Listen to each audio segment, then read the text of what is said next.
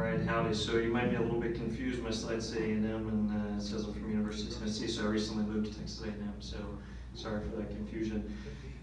Today I want to start out first by talking a little bit about why we need to do pregnancy diagnosis, how we can do it, and when we need to do it. And the main thing that I want to leave you with today is that I'm going to show you a number of different methods for pregnancy diagnosis, and the important thing is not which one you use, it's that you use one of them. And so it's, I think, a pregnancy diagnosis in a way that's not a one-size-fits-all approach. So it's going to be different for every producer, every operation.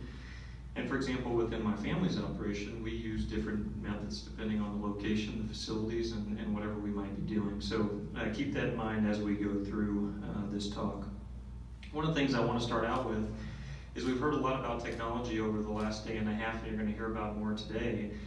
And the cool thing is that there's this drastic need to increase protein sources in the world, and so there's a lot of opportunity, I think, for beef cattle producers to play a role in that, specifically in cattle that are in tropical, subtropical environments, Boston-Nicus influenced cattle, and so on.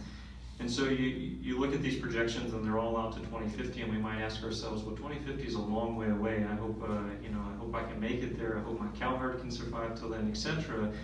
But the reality of it in production agriculture, it's really only 30-something calf crops away.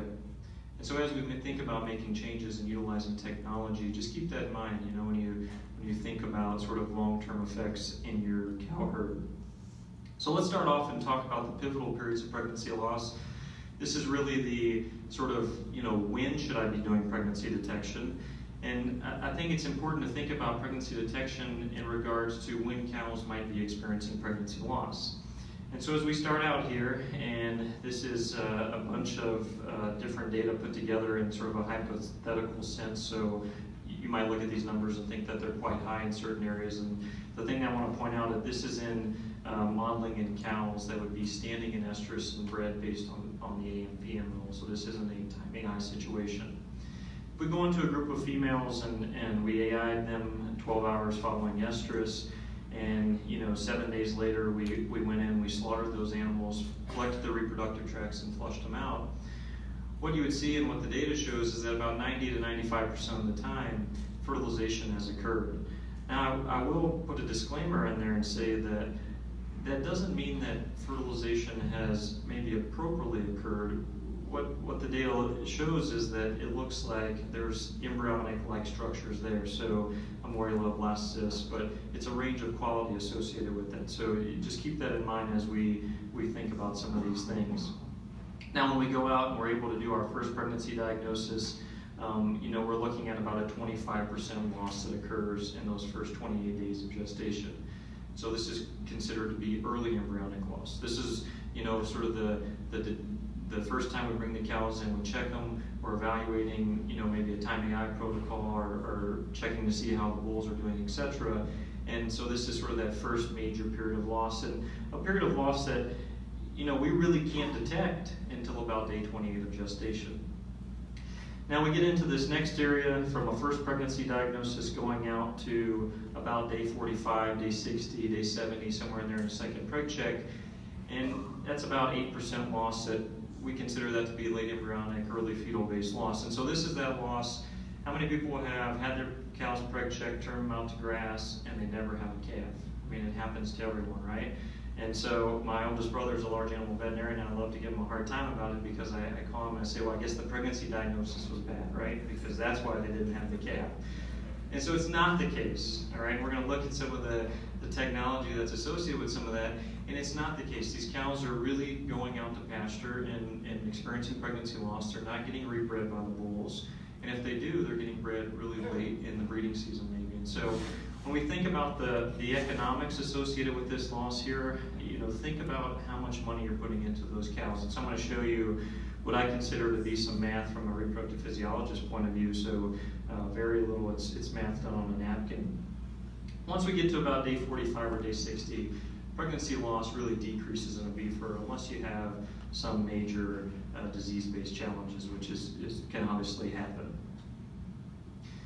So this is a non-ag economics person trying to do economics, and so this is very simple. I'm looking at 4 different scenarios here. So we have cows that are bred to time AI in this situation here at in the first box. The days of calving to conceiving to that time AI, so they're going to calve theoretically the first day of the calving season. They're going to wean a calf that weighs 550 pounds, and then whatever market rate you choose to plug in there for your area, you're going to end up with some dollars of calves sold. If we look at the early embryonic loss side, so the loss in that first 28 days, what's going to happen? That cow's going to cycle back around, hopefully get bred by the bull within sort of that first cycle, or maybe get resynchronized or whatever it might be. So theoretically, she's going to at least calve 21 days later. That's going to be about 508 pounds with 2 pounds per day. And so you can see you lost about somewhere $60 to $70 depending on the math. Now when we look at the late embryonic side, we're thinking best case scenario that we're going to be 60 days behind because the cow's gone out to pasture, she's lost the calf, she has to sort of recycle back around, get rebred.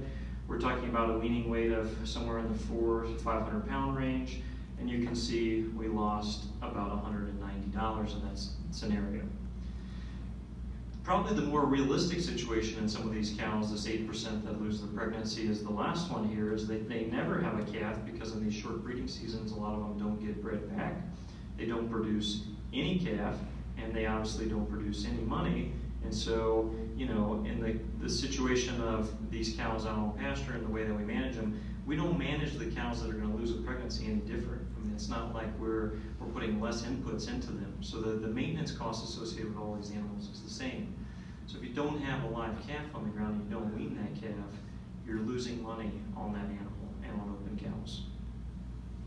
So knowing the pregnancy status of your herd can obviously help you when you need to make management decisions, and sometimes specifically making tough management decisions, so nutrition, marketing plans. I think one of the most critical periods that it's important to know the pregnancy status of our herds is when we get in a drought-based scenario.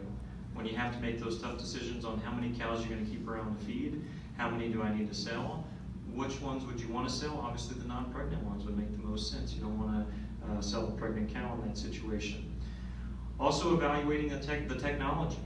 So if you're using reproductive technology, whether that's ester synchronization with natural mating, whether that's AI, whether that's IVF, ET, whatever it might be, or if you're trying to figure out if your bulls are performing out in the pasture, you need to have an understanding of whether those cows are pregnant or not. If not, it's really hard to determine the success or failures within our herds. And then the other thing that I think is important is we need to know how much of this pregnancy loss is occurring in our herds to adjust our management strategy to help mitigate that, and maybe adjust the timing of our pregnancy diagnosis and those factors. So again, a lot of different reasons why we would do that. Now the unfortunate reality is when you look at the USDA data and you look at a number of different areas to get this, there's only about 20 to 25% of beef cattle in the United States that undergo pregnancy diagnosis. So I just showed you all the economics behind it. We just heard an excellent talk on the economics behind trick. And I think that this is another really important example of something that doesn't necessarily cost a lot, but we get a lot of return on.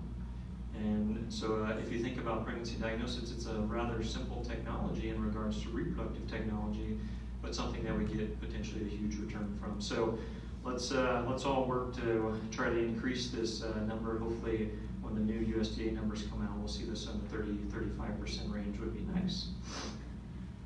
So what is the ideal pregnancy test? And what are the sort of the view that I see it through and the lens that I see it through? Well, obviously we have to be able to correctly identify animals that are pregnant or not pregnant. So that's accuracy. If the test isn't accurate, it's obviously not going to work. So that's a critical step.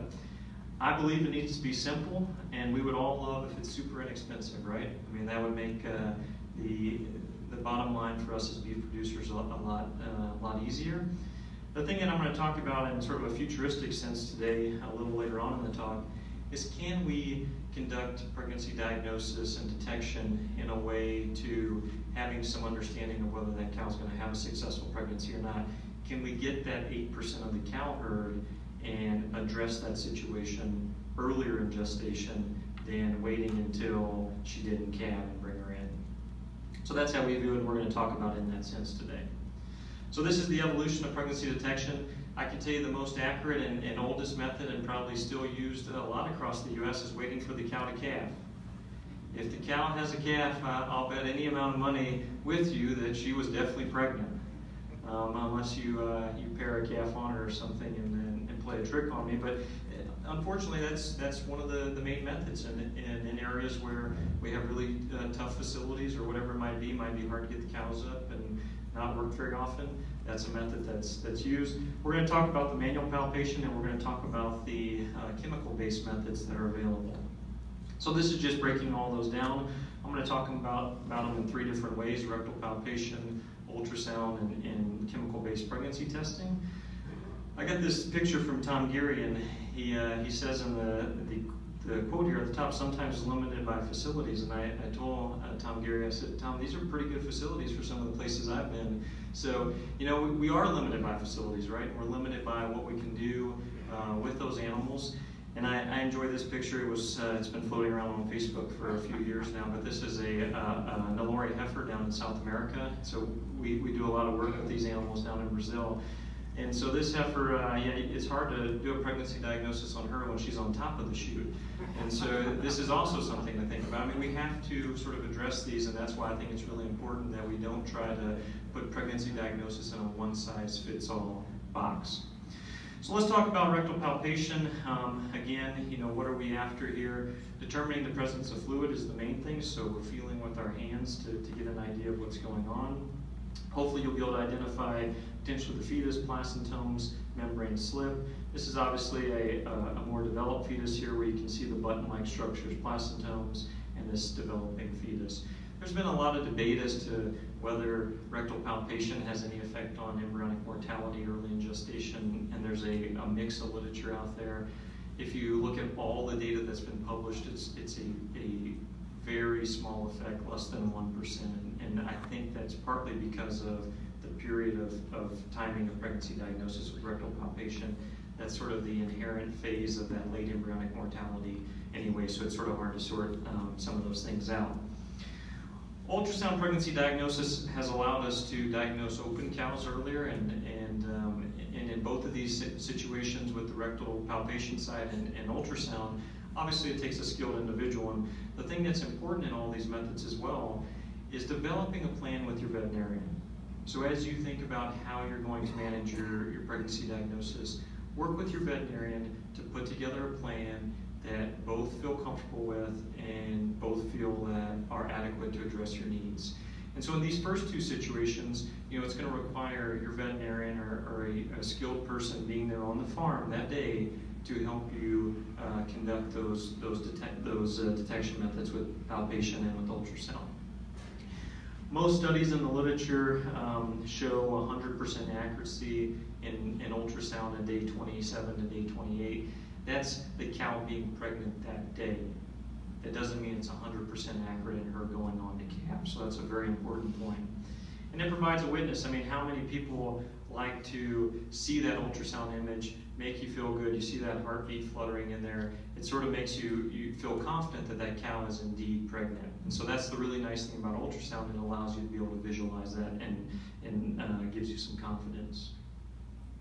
So manual ultrasound versus rectal palpation, in one sense you're feeling, and in one sense you're seeing. And so again, very similar in the approach that we would take to them, but in one case we're lumping an ultrasound in with that and getting a sort of a visual witness, being able to see fetal heartbeat, being able to look at the size of the embryo itself, being able to determine later on in gestation whether it's a male or female fetus there. So a lot of advantages and disadvantages to those 2 methods, but both very accurate. And there's always going to be advantages and disadvantages to all these methods. Okay, so that's why I continually am going back and saying that it's going to depend a little bit on your operation.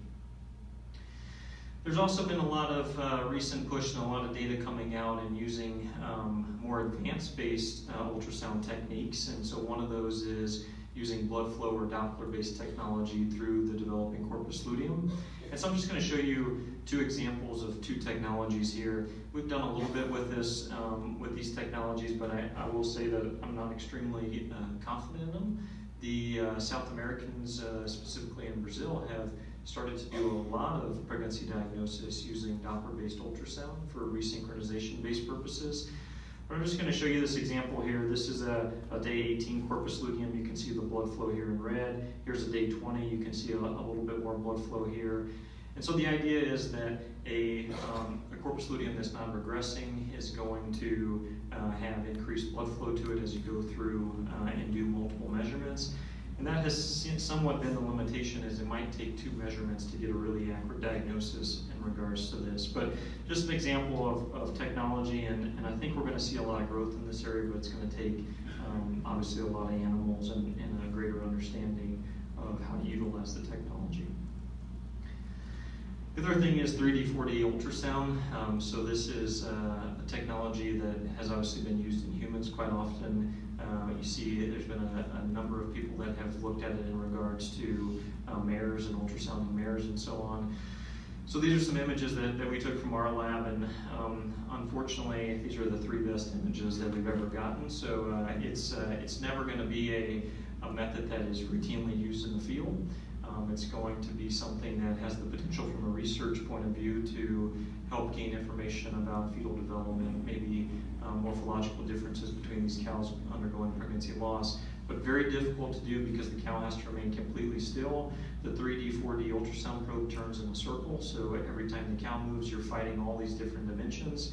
But the nice thing was, if you were going to use it for anything, it would be, I think, quite nice to use it for fetal sexing. Would make it quite easy to get a really good image to look at. But again, a really expensive piece of equipment, and from a practical application, I haven't seen anything that would lend itself to helping us in the field.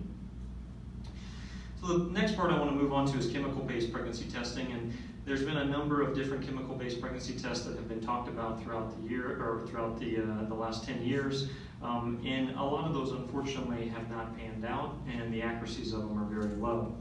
Today, there's currently only 2 types of commercially available chemical pregnancy diagnostic tests. There's some that are non-pregnancy specific, which means that it's not specifically produced by the pregnancy itself. And then there's some tests that are pregnancy specific. So progesterone, for example, which we heard a lot about yesterday, is not a pregnancy specific product. So you can see that in non-pregnant cows, or you can see it in pregnant cows. So I'm not going to spend time talking about the progesterone one today, with a lot what's happening in the dairy industry with inline milk progesterone testing. That's becoming more common. But I'm going to spend some time talking about pregnancy-associated glycoproteins and some of the tests that are available in that area. So what are PAGs? They're pregnancy-associated glycoproteins. The common question we get all the time is, where do PAGs come from? When do they show up in circulation? So in order for a cow to have pregnancy-associated glycoproteins in circulation, she has to be pregnant. So you can see this cow right here is about to not be pregnant, but I show this picture because they show up in pregnant cows, and they show up in early postpartum cows. And so that's an important point when we talk about chemical-based pregnancy testing, is a lot of the tests associated with them, with PAGs, have a recommended delay period from the time when she last calved until when you test. And that's because PAGs have a half-life issue that we have to deal with. So again, we have a developing pregnancy within these button-like structures called placentomes. And this is sort of the cartoon of inside a placentome. These large cells right here produce pregnancy-associated glycoproteins that can then get into circulation. We can take a blood sample or milk sample from a cow. I don't think very many beef producers are going to want to milk their cows, so I recommend a blood sample in this case. That blood sample is either sent to your veterinary diagnostic lab, in some cases sent to your local veterinarian, or some other method. And it goes through a ELISA-based test, which is basically a series of additions, washes, and incubations to a period of time where you either get a positive test or a negative test. And the positive would be that the cow has PAG in circulation, or she doesn't, and it's a negative test. And so, and again, if the cow is more than the recommended days postpartum, if it's a positive test, then that would be a positive for pregnancy. Obviously, if she's not within those past those days postpartum, then you can't make a call based on pregnancy diagnosis for that. There's 3 commercially available tests. IDEX has 2 different tests that are on the market plus the milk test. Bioprin has a blood-based test, and DG29 offers a blood-based test as well. So a number of different tests in regards to that. All 3 of these that I'm showing here are laboratory-based tests that require the samples to be sent in to a lab and run hopefully overnight. You would get results back the next day or maybe within 2 days of the positive and negative cows within that sample set. You can see here, this is an example. The yellow would be a positive for pregnancy. The clear would be a non-pregnant diagnosis in this case. In the last 1.5 years or 2 years, there's been the release of the Rapid Visual ELISA by IDEX. So this is a 21-minute based ELISA test, utilizing the exact same technology that I showed. And in some cases, this can be directly done on the farm. We're seeing a lot of implementation of this in veterinary clinics. So in being able to use this test as part of their diagnostic services within the vet clinic. So it's a rather simple test. Everything comes within the box. And I think there's some people here from IDEX that have some of the examples of this outside. This is again what it would look like on the ELISA-based strips, and here you have pregnant cows, and here you have non-pregnant cows. So those are the 3 commercially available companies and tests that are out there. And again, from our point of view, they all work. They all are pregnancy-specific markers, and the accuracies of them are all very similar. So the differences between the tests are, have to come down to antibody detection and things like that. But again, they're all accurate and can all be effectively used. So this is the idea. So you have a cow that's pregnant, she calves, PAG concentrations drop over time, we re-AI her, we're going to test at some point, we're going to determine she's either pregnant, we're going to determine whether she's open, and then there's going to be these cows that potentially are on the recheck list or sort of in that middle ground in regards to where they are from a PAG-based level. And so we've done a lot of work looking at those cows in regards to pregnancy loss and mortality. I'm going to show you a few slides of that at the end today. So PAGs during gestation, get the question all the time. When do PAGs come up in circulation? When can I test for them? What do they look like over gestation? This is the 9 months of gestation. This is some work that we did at the University of Missouri when I was a master's student. That as you go through the 9 months of gestation, PAGs are relatively low here in the first 2 months, but accurate in pregnancy diagnosis. As we go out and as that placenta and fetus develops, PAG production really increases and you get an increase in the amount of circulating PAGs in those animals. We've done a number of projects looking at accuracy of pregnancy diagnosis. I just shared this data. This is in Bos Indicus influenced cattle, where we time-eyed 720 beef cows. The pregnancy rate was 54%, which was about 386 pregnancies. When we compare that to the PAG and ELISA, the accuracy was about 97%. If you look at the range in the data out there, that in all the published literature, the accuracy in PAG-based testing ranges from the low 90s to the high 90s, and comparing it back to the gold standard of ultrasound. And so I get the question all the time, why isn't it 100% accurate? And some of that has to do with the postpartum issue with cows, and some of it has to do with the pregnancy loss issue. And I'm going to show some of that. How early can we detect PAGs? This is a really common question. I'm utilizing PAG testing, and I want to do it as early as I can.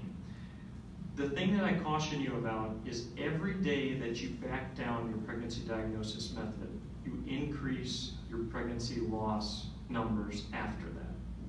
And so if you move from day 32 of gestation to day 27 or day 28, you're going to see a little increase in pregnancy loss after the first pregnancy diagnosis. So just keep that in mind. How beneficial is it really to decrease pregnancy diagnosis from day 28? So when we think about in regards to our beef operation. So just keep that in mind as we think about some of this. So PAGs first significantly increase in day 24 in circulation. So the obvious question is, can we do pregnancy diagnosis on day 24? This is in heifers undergoing embryo transfer, and these are again Bos Indicus influenced heifers. What we're looking at here is cows that end up pregnant at day 31 versus those that aren't pregnant and a day 24 PAG concentration. You can see those pregnant animals have a lot more PAG in circulation at day 24 compared to the animals that are going to not be pregnant at day 24. But the issue is that it's not very accurate because about 11% of the animals that have a PAG in circulation at day 24 in these heifers do not end up pregnant at day 31. And so again, we've gained, let's say, 5-6 days by backing down to day 24, but we have 11% loss in that period when we do that. And so I do not recommend, decreasing the days in which you're doing your pregnancy diagnosis with these blood-based methods. Use whatever the companies are recommending. They've spent a lot of time working on those and spending a lot of time on a lot of animals sorting those out.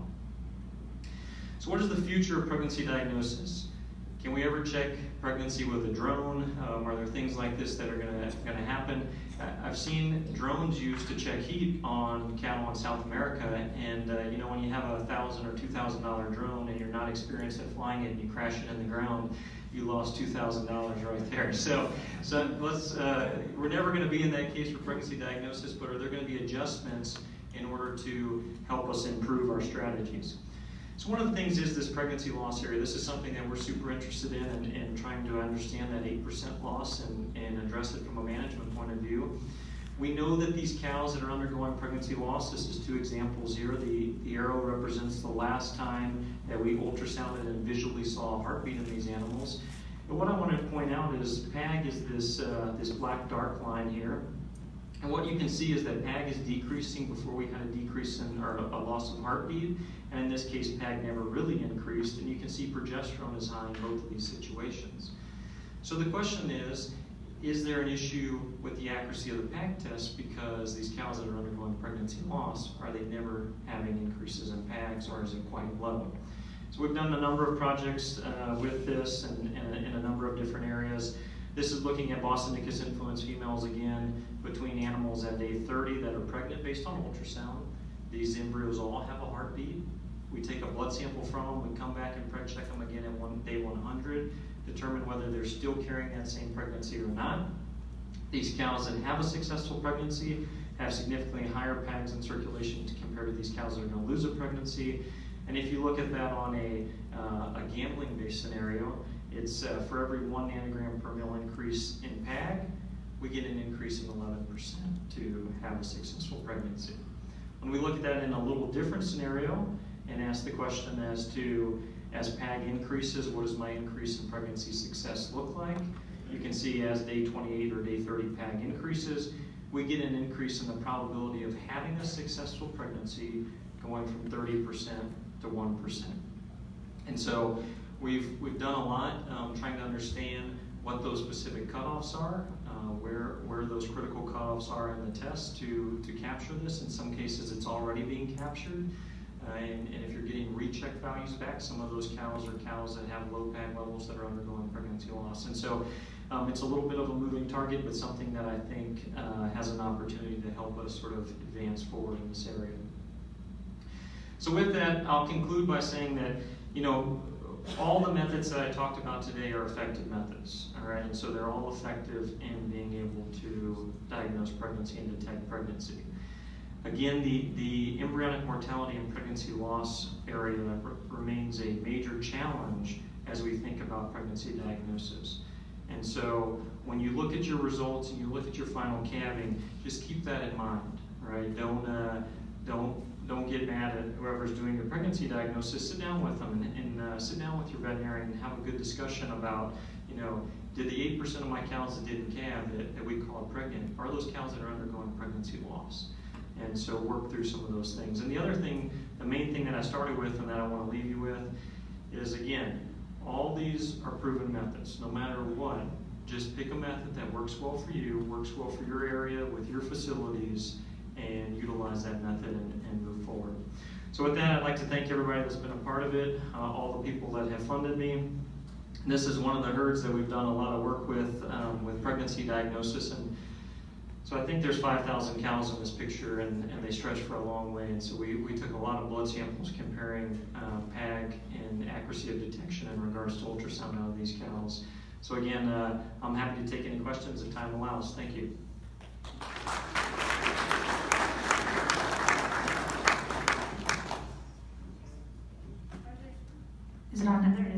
there any questions? We do have a couple of minutes.